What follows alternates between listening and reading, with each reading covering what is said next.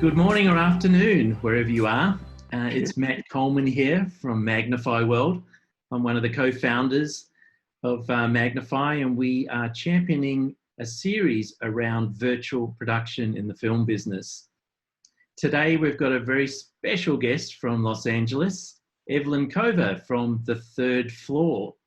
And she's going to be talking around all the new innovations that she has seen in virtual production. She's going to be getting into what her version is, and she's going to maybe be able to tell us what's coming up in the next couple of years, but we'll soon find out. Evelyn, how are you? Good. How are you doing, Matt? Excellent. You're in charge of virtual production, and tell us a little bit about your role, your history as well. You've worked on Avatar 1, but many other movies as well. Can you just tell us a little bit about your career? Sure. So I'm currently virtual production manager at the third floor. I've been in this position for the past 4 years now. So like right now, I have a big hand in like the R&D, but I also help, with the team, like keeping all of that together, and client side talking to VFX supervisors and planning things as we're awarding shows, and then just checking in on them to make sure that everything's going as expected when we do start working. Before that, though, I did used to be a virtual production artist. So as you said, I started virtual production on the first Avatar in 2008. And since then, I've worked on a lot of movies. Real Steel, I've worked on things like Avengers 2, the X-Men, Days of Futures Past were a couple of the virtual production heavy shows I did. So a lot of motion capture, virtual camera, and a lot of on-set work. So a lot of TechViz, which is doing all the planning so I work, the third floor is a previous company. So we kind of plan everything out with, very low resolution models and very quick and loose animation to visualize things before you shoot it. It's a, cost savings technique. So when all of these pre-visualizations are completed, I'm the one who would go in and do basically a blueprint is essentially of how to shoot this shot.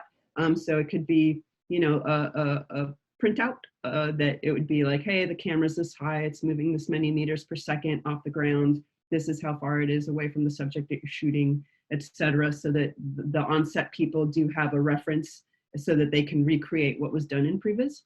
And I also did something called Simucam, which is just a real-time real-time visualization where you have your previs superimposed on the live feed of the camera feed, and all of that is real-time tracked in 3D space, so that you can see that in like Video Village, where you have the Hulk flying through the air. He's obviously not on set because he's very tall and very not real, but you can kind of. So, and this helps your director of photography and your camera operator compose your shot with this, not real image there for reference. So I had a hand in a lot of that as well. Great. And can you just give us a short history on the third floor and how the company formed and the image behind you? So the third floor has been around for 15 years. So is my image there. So, and I'll kind of hide here. So you see, before you had asked me, it's like, oh, what's that haunted house you have behind you? It's actually not the haunted house. It's this is the third floor's logo, and it was made, or it came about because our founders they all met on the episode 1 of Star Wars. So they were all working together on very early days previs at the Lucas Ranch. And so that picture behind me, the light coming out, is the third floor. It's the third floor of the Lucas Ranch where they all met. So that's where we got our name. Nice story. Yeah. So getting back to virtual production, how How have you seen that change from your work with Avatar to what you've done with even Mandalorian on season 1? Oh, it's changed so much. Well, a lot of things have stayed the same. It's still stressful, but a lot has changed over time, especially in the last, I don't know, 5 years. Things have started changing. So the whole thing about virtual production is that it's meant to be like a real-time tool. Everything works in real time. So we've been working in real time. Before that was a cool word. So a lot of we relied, back in the Avatar days, we relied on a software called Motion Builder, and because it was a lot of motion capture based. So for capturing and visualizing, all of our scenes. So you had all of Pandora and all your Navi all in this software package. And the reason Motion Builder, it's an Autodesk suite software versus Maya, is that because this is a program that is built for motion capture specifically. So it, all of the special fancy GAC that is in Maya, it's all removed. So it's OpenGL visualizing. So it's like early 90s video game graphics quality is what you're going to get out of there, but it is good enough to get the point across. Like, yes, you can shoot a camera off of this. So James Cameron has his virtual camera and he can record all the cameras to his liking, and then that stuff gets handed off to Weta. And we also used it in that on-set viz. So the Simucam, that was also like the render essentially that we were using back then when we were doing all of that. Over the years, it's changed in that, graphics technology has been getting pushed and pushed forward, and things like, game engines have been integrated into these workflows. So, Unity or Unreal Engine have been. How far back was that introduced? Are you saying in the last 5 years? Yeah, I mean, I'm sure there are others. The biggest example. But when you guys started utilizing that really with other partners, because. Right. Well, the third floor has been using both engines really, but for virtual production, we lean towards Unreal. It's our preferred software package. We've been using Engine in some form or another for a pretty long time. We've been like honing in, and we've actually this week or last week released a major pipeline release, so studio wide release of a hybrid pipeline with Maya, which is our preferred animation package, and Unreal. So it's just like very good pipeline integration of them that we call Mercury.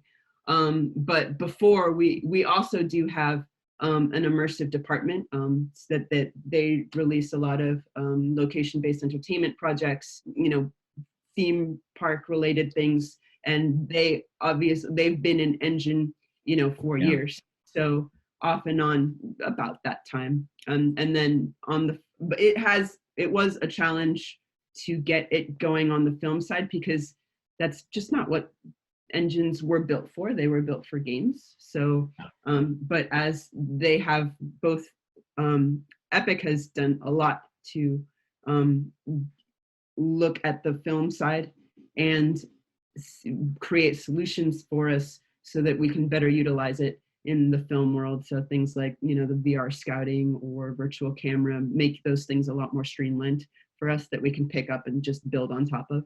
And it's been great.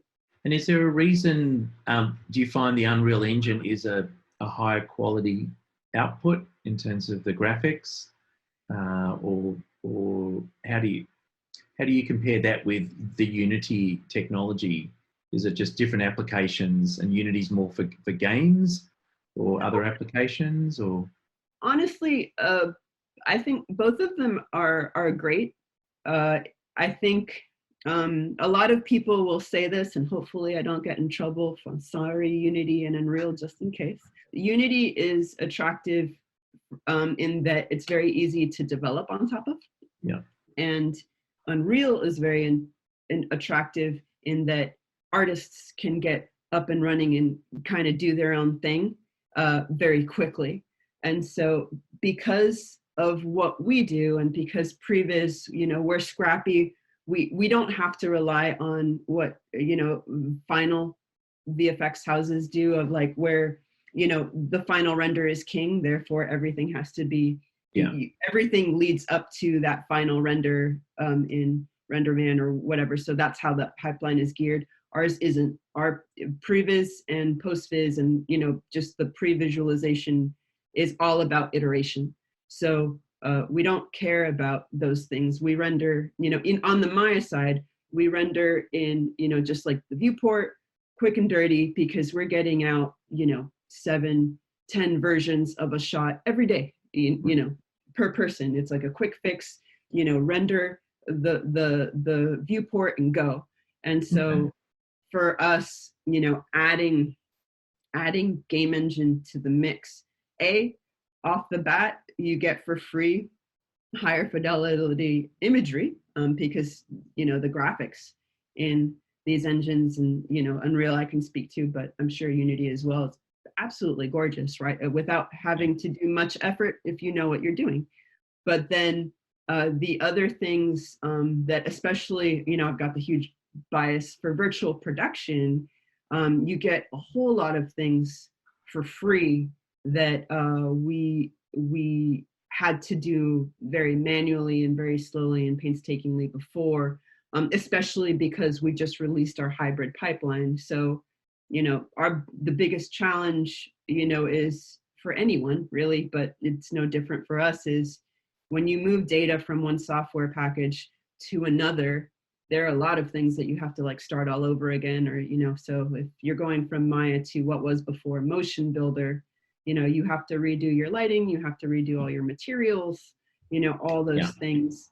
And and we didn't have a clean way of doing it before. And with Motion Builder in general, like Motion Builder for life, but we are a very, very small group of people who globally, there are very few Motion Builder users in the world, and it's not a very scalable thing and it's very hard to learn. Like the only way you learn is because you were taught by somebody else, or there was a show. Like there's not that much material out there for training for Motion Builder, not to be like that true power user you want to be. Whereas with Unreal and even Maya and everything, there's all sorts of wonderful training out there, and you learn it at school and all that. So having those, it makes sense to make a pipeline around it because you have a big artist pool who will be good at this, and you can bring it in. So, when we're putting things from that one software package to the other, we have automated techniques to make sure that a lot of that stuff isn't lost from Maya to Unreal in our case. But there's also, I think there's more things that are supported from one to the other than Maya to Motion Builder. So if you can model, you can texture in PBR in Maya, and those kind of things carry across, which wouldn't have with things like Motion Builder. So but then again, because we're in Unreal, now all of a sudden we have access to things like VR Scouts, or virtual camera, or you've got some videos I see coming up.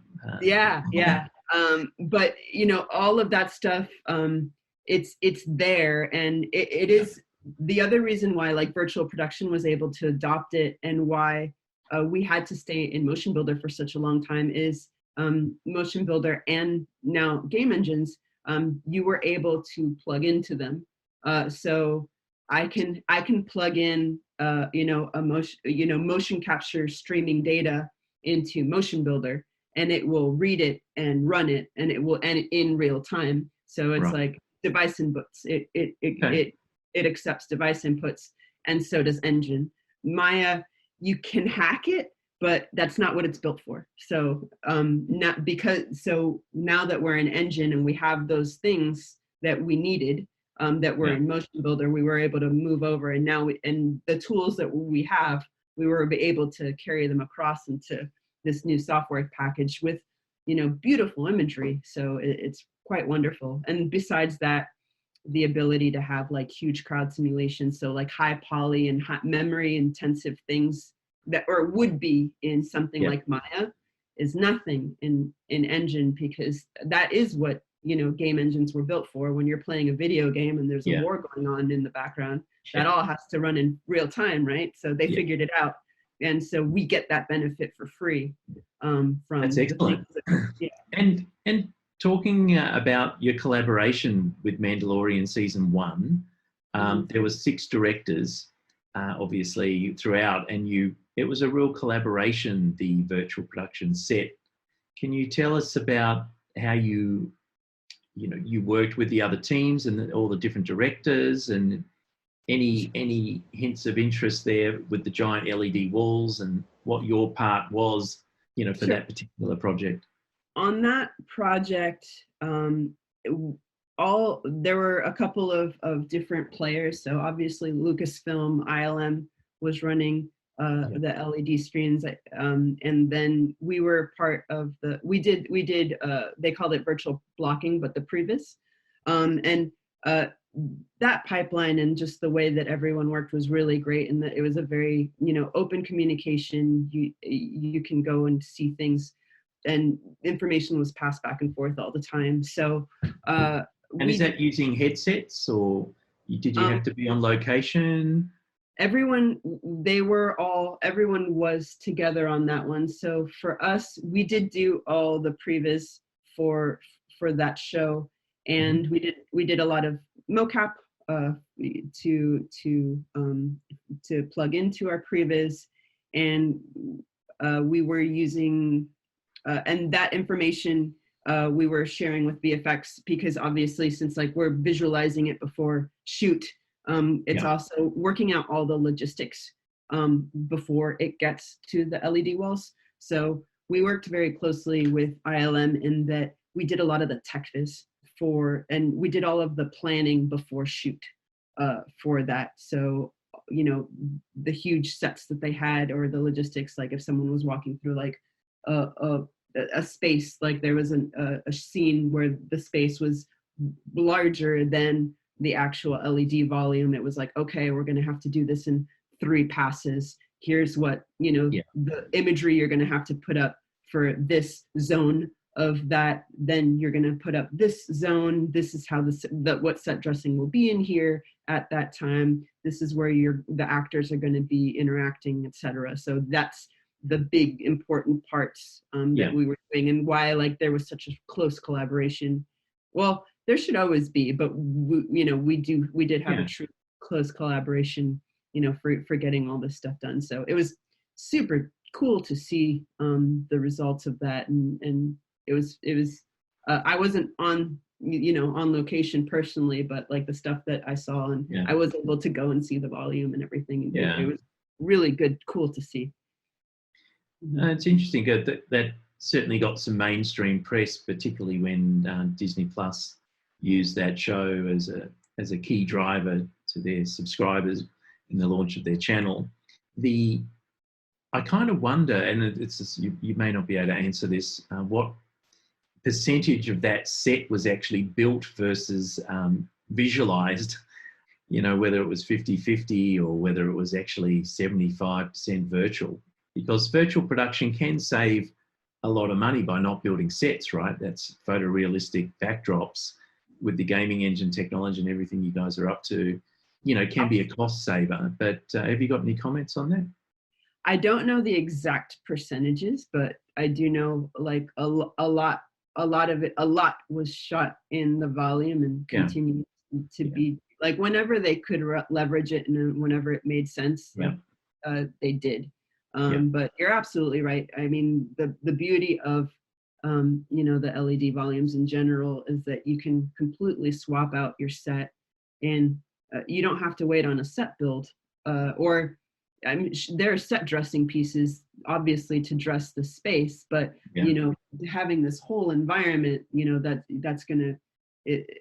it's gonna, all of the time it takes to prep those things happen in pre-production. While when you're in principal photography, that everything's already ready for you, versus traditionally it's like, okay, we have this many stages rented out, which I'm sure isn't cheap. So these people are going to be building over here. And then as soon as that's ready, we'll pop over to there. And then this stage is going to build this. So like, logistically speaking, it does reduce the amount of stages that you have to rent. Potentially it can. And those set builds, you don't have to pay. They're not going to be as expensive. And if something is done, there can be mistakes when you build something out, like, oops, I read the plans said you wanted it this big, so this is what I built. And you go and you go, oh no, that's not right at all. The things that were used on this show, not all was introduced on this show, where they had VR scouting of those locations. So all of those builds, whether they were built practically or they were on the volume, you had Andrew Jones, who's the production designer, was able to sign off on everything in pre-production by being able to leverage VR technology. And then that was signed off, it was blessed, it either was built or it went to the volume, and that's what you got. So having those things, which is kind of tech viz in its own way, it's like help cost savings by planning it before, where it's cheap in 3D land. It's way cheaper than when you're doing practical builds. And oh, I hate this, turn it green, okay, make it bigger, okay, let me scale it up. Like all those things are you get immediate, you can change things immediately and then go back, clean it up, and make your delivery to, in this case it would have been ILM to, all right, finalize it, make it real-time ready, let's rock, when you're on the day. So do the directors in all cases have complete control of the environments on the LED walls in regards to if they want to move the sun or keep the sun, or they want to move into a ground environment on a planet, let's just talking about space here for a minute, or they want to stay in space? Is it the director's role here to make those calls, or their assistants, or what's the chain of command there on that? Those things are probably always going to vary from project to project. Yeah. So, one does have that ability, and whether it comes from the DP or the director or, the production designer, that's always going to vary. Can you do these things? Yes. So on the day you can do lighting changes. So whether it's time of day or if it's an interior, you can change, the warmth or the hue of a light, and those are absolutely possible. And you can move things about in the digital, in Unreal or whatever 3D package you're using, because it's on the LED screens. All of the environments you see are real-time ready. They have to run in real time, or else it will look terrible when you see it on screen. That's great. And do you want to share your screen now and show us? You've got a few slides you want to talk to. Yeah. All right. Look at that. No tech issues. This is just a summary of a lot of what we have already talked about of what the third floor does. So we do all things, in pre-production and even into production. So we do handle storyboarding, previs, the tech viz, which is the planning and the schematics for on set. We do something called Postviz. So it's the not yet final, it's the, but the proving things out after you get, principal photography, after you get live action plates. So if you don't know what it is, Postviz is essentially like, okay, we get the plates from set and let's put our previs on top of that to verify that everything that was shot is exactly what we need. And you can make an early version of an edit of a film or TV show or what have you, and validate it before you send the work off to final vendors to complete it. it's also a way to determine whether or not you need to, it's like, oh, shoot, we need to add a couple of more shots here, or we might want to redo that to improve it there. And without having to go all the way through finals only to find out, oh, that didn't work at all. So this is, again, that, prove things out before it gets too expensive. And then virtual production, obviously. So whether, working with virtual cameras and things in the previous phase all the way to on set and being there and helping visualize things on set. So I did touch upon VR scouting as a tool that we absolutely leverage in virtual production. So much like VR for games and immersive, we use it to, and we use it, for planning, for film and for TV. So, again, validating things. There are two kinds. We split it up into two categories of what VR can be leveraged for, and that's virtual location scouting and virtual set scouting. On a high level, the difference is, for virtual location scouting, the idea behind that is when you go on location. So, like, let's say I'm shooting a movie and I want to shoot parts of it in. Some people will fly over there ahead of time, scout the location, take pictures, have discussions about it. And this is all very valuable. The issues with it are the only people who are going to get the full experience are the people who went. It's very expensive to fly people, and it's always going to be as small a team as possible going to these location scouts because it's very expensive. When you have VR, when you can utilize VR and capture these things via LiDAR or photogrammetry, it gives you the opportunity to take that environment back with you, plug it into something like Unreal Engine, and then go back and do these location scouts virtually after the fact. And then you can do it whenever you need to, because all you need is, a workstation with this data on it and a VR headset. And then virtual set scouting is, okay, we love it. We did our scout of the location where we're going to be shooting, and let's start dressing it so it's like art department of, all right, I'm going to build a village here. Let's put in some wagons and things like that. So that's that, once location scout has been validated, now let's start building our set. So those are how we kind of differentiate the two. And I have a video of how our VR Scout tool works. So hopefully you'll be able to see this okay, and if not, I'll share it with you so that you can post it up later. One of the new exciting tools in the world of virtual production is called virtual location scouting. With virtual location scouting, we scan a real-world location and we build a virtual copy of it inside of the computer. On a virtual location scout, you can do many of the things you could do on a real location scout, and you can do so much more. On a virtual location scout, you can teleport yourself around the location instantly. You can visit different parts of the location very quickly, including reaching parts of the location would just not be possible on a real location scout. In the virtual world, you can scale yourself up and get a completely different vantage point of your location.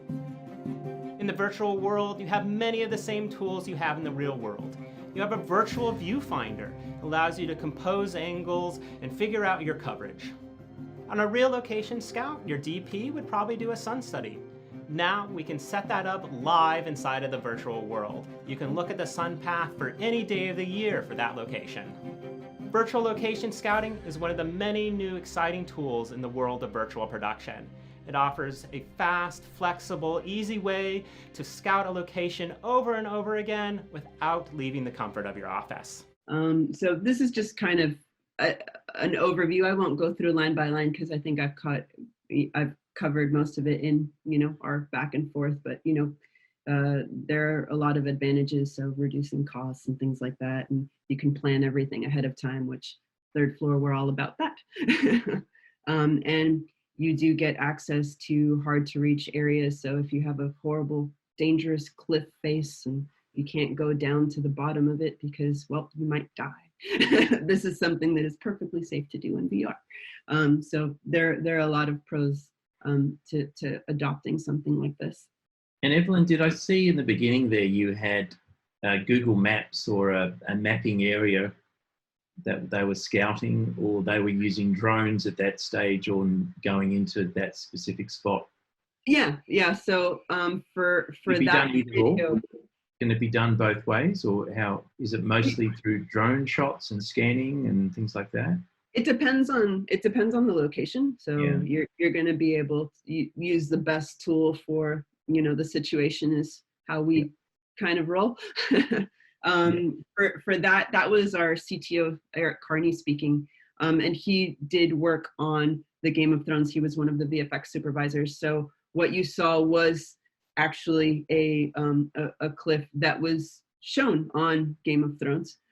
So we did just a proof of concept so that we could show where he got a LiDAR scanning company. He paid about €2,000 to scan that cliff face, and then he was able to clean up that mesh and bring it into VR so that we could build our tools and make an assessment of how we built our tools on top of it. So that is an actual location that lives in the world. That was in Ireland, is what you saw, and that's real world place. Great, thanks for explaining that. This is just like a quick overview of all the tools that he showed that we have. So you can move things around. You have a viewfinder. Some things that weren't covered are more for when you start getting into the virtual set scouting. Is we have a spray can, so it's for note taking. So if you have if someone is in there and they're like, oh, I want to that thing over there, I want to make it bigger, we have a note-taking device for them to use.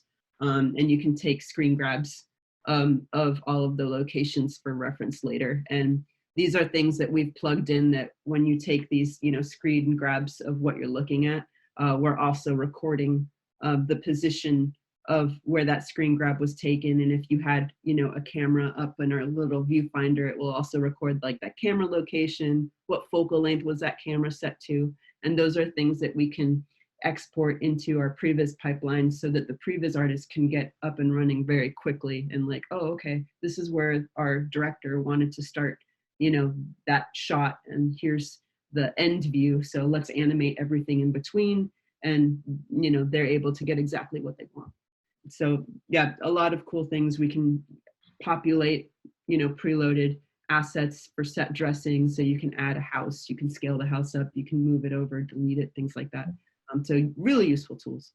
And then the benefits for things like this are very similar in that you can make those decisions early on, and you can refine all of your set builds in this case before you actually go to build them. So I've touched upon a couple of these things before I started showing the slides.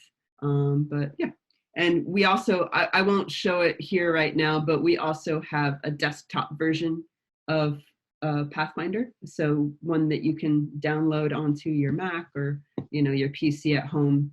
And you can go in and navigate these things yourself from the privacy and safety of your own home in these COVID-19 days.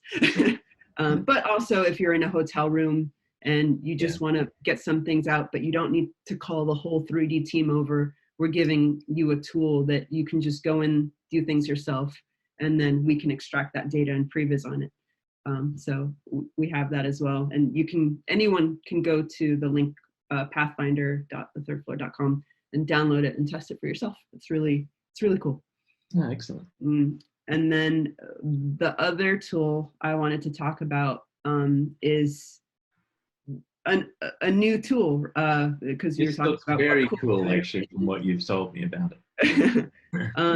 So I explained when I was on set, for things like Avatar, etc., that we would do real-time camera tracking, and we would do that real-time composite 3D imagery with the live action plate, so that you could have feedback of what you're seeing and the 3D and the 2D image all at the same time. So I always say it's like Simucam is like the grandfather of AR.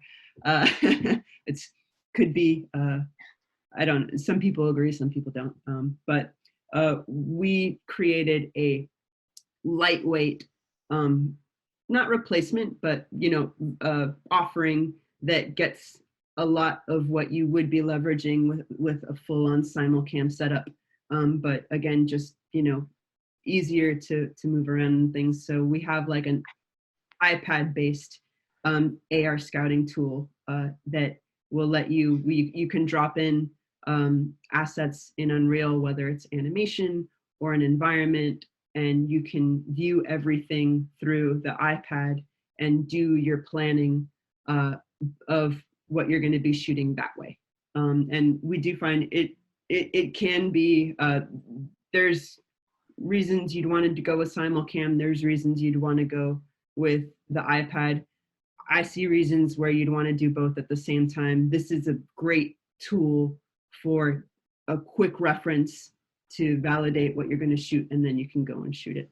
And I have a quick video. So this is our very, very pre-Cyclops is the name of the tool version of what we did. So this was a prototype that we developed, again, for Eric on Game of Thrones, where he's in an actual location in Spain, and we were able to add in the digital extension. So obviously in the show, you don't see the ruin, which is only half. You see this fully built out arena. So this, you were able to line everything up into align it with the real world space, and you can view what you're going to be shooting on an iPad. So again, you see down there, you have like alignment tools. You can hide it if it gets in the way for opacity, or just to do a quick check to make sure everything's aligned. And then you're off and going. You can go, oh, okay, this thing is 100 feet high, let's say. What doesn't have, you can, in your brain, what 100 feet is, but you can confirm like it's that high. So when you're pointing the camera, you're not going to see anything if you go too high. You're going to be able to compose your image more accurately with things like this. And I also have. And when was that launched? When you said that's the latest, when did you launch Cyclops? Cyclops, our official release was last week, but we say that we've been using it in production since Game of Thrones season, I think 8. I think it was season 8, which was like 2 years ago, 3 years ago. I don't know. Yeah. So it's like it's feature complete in a way that we are happy with as of last week, but we've been using it on many different productions for years. This is, I wanted to show you this video as well. This is this is Cyclops that you're seeing. And you kind of we have a new interface and new tools for alignment and things. So this is Eric at a film studio in London, and just showing examples of, hey, here's an example of how you can add in a 3D extension and a set extension, and how you can visualize those things. So very similar to what you saw in the Game of Thrones example, but we have a lot more, features in there. So you can record everything. We can actually, you see on the bottom, we can add in all of the information of what kind of camera and the proper film back onto the app. We can add in lens packages, so you're able to toggle through whatever lens packages are available for the shoot. So if you wanted to put something in 35 millimeter on an Arri Alexa camera, this is what it's going to look like. So it's an accurate representation of what you'll be seeing when you're filming. So is that augmented reality? Is that absolutely. Digital overlay, right? So yeah. I'm amazed how well it works in the dark, because that AR is notoriously difficult in dim light, right? So yeah, and that is true for Simucam as well, depending on the solution you're using. Flickering lights gets everyone very stressful, or it works. incredibly well. And, you know, as you saw, it's like we can load in pre-animation, we can load in animation, it can be just a digital set extension. Yeah. And the tracking, especially with the newest iPads that are out that have like the LiDAR scanning capabilities, you know, that fidelity is even better now. So we just got our hands on the iPads a couple of weeks ago, and we're very excited to like push those out. Right. As well. If you want to stop sharing your screen, then we can go back to normal and Let's do it. And finish sort of final comments. You've certainly got, I think, the most fascinating job in the film business at the moment. And look, with the COVID issues that the industry has faced, I personally believe, my tip of the day is that, you know, virtual production will become standardized in the industry maybe within 5 years, if not even sooner. And you know, for the safety of actors, crew, all staff, of course, that have to be involved with at the moment, if you read all the chronicles about, you know, current production techniques, you know, there's all these 1, 2, 3 sets that you have to be away from each other and all that sort of jazz for safety. You know, what's your tip on, just the last comment on what your tip on virtual production is going to be in the next 5 years looking out? It's really hard to answer, because it's like, it's going to be whatever.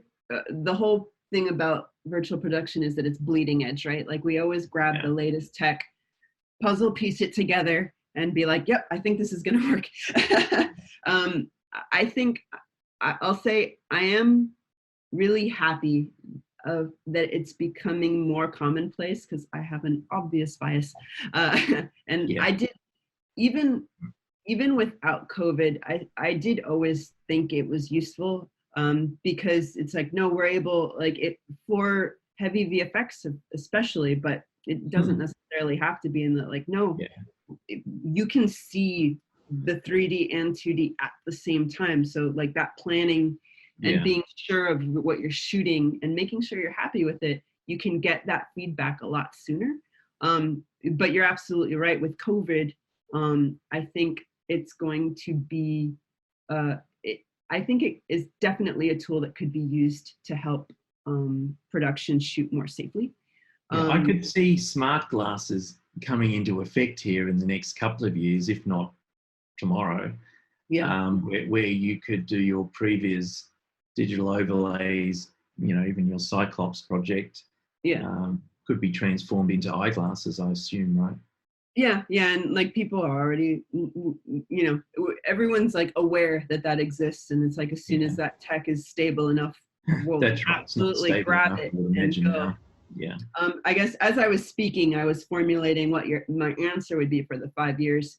The thing that COVID opened up for VFX is because we all have to work from home, there have been like security restrictions that have been eased a little bit because we had to, right? Yeah. So for example, you know, I'm talking to you from my home, and I VPN into my office, and I'm working, and it's secure, but I'm working on, you know, things that can't be shared, and this can happen. Sure. There are artists in our studio who are not in LA right now. They wanted to be with their families. So some people are working from different states, and they're still able to work. So, you know, virtual production, you know, plugs into that, and that these times right now are opening the door to, they were already open, but now we're actually being allowed to leverage them. In that we can have, things aren't necessarily going to be reliant on everyone being in the same location, right?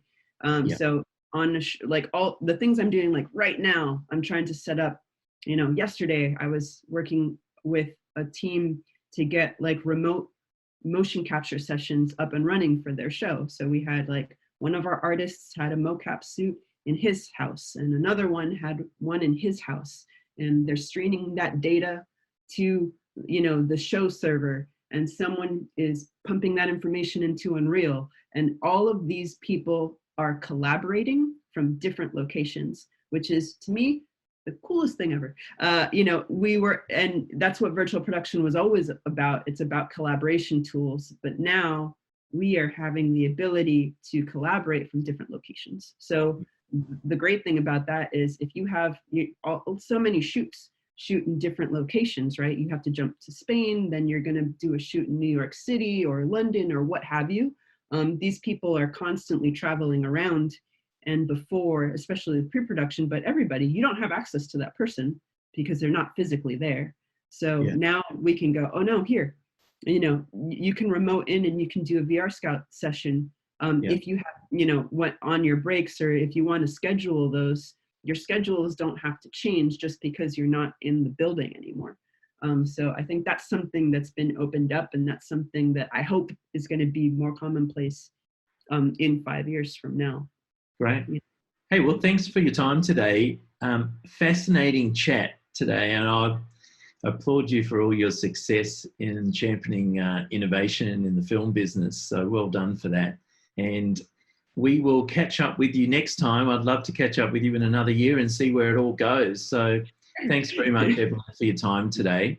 And we shall see you soon. Thank you very much.